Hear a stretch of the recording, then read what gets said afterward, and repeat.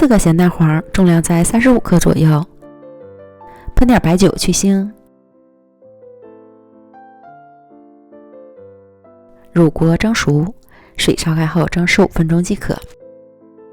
然后将蒸熟的咸蛋黄过筛，这个过程稍微有些枯燥，可以听听音乐。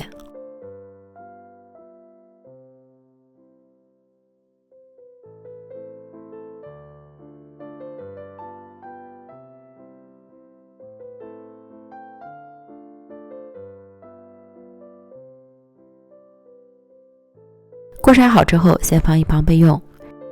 然后在碗中倒入160克低筋面粉、40克玉米淀粉、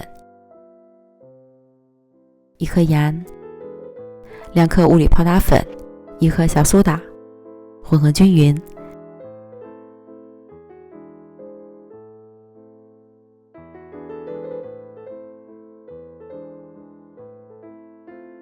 在另一个碗里倒入45克全蛋液、80克玉米油、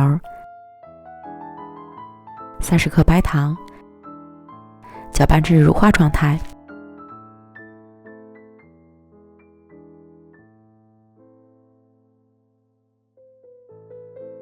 再加入蛋花屑，搅拌均匀。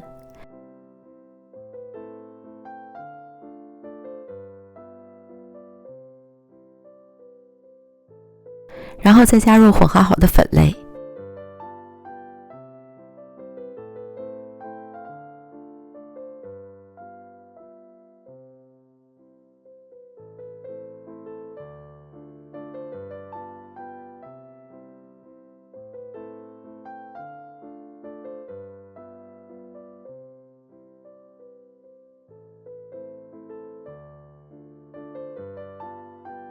平均分成30个面剂，每个的重量在13克左右，揉成圆球，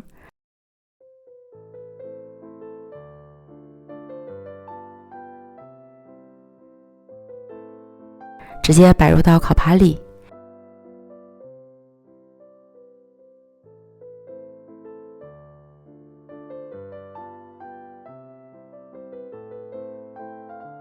然后在中间的位置上刷上点蛋黄液，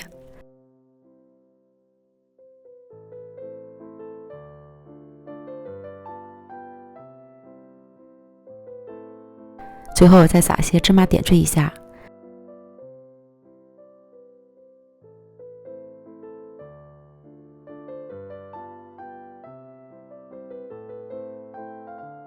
送进预热好的烤箱，上下火170度烤23分钟。时间和温度仅供参考，还要根据自家烤箱的脾气来调整。时间到，出炉，等完全冷却之后就可以开吃了。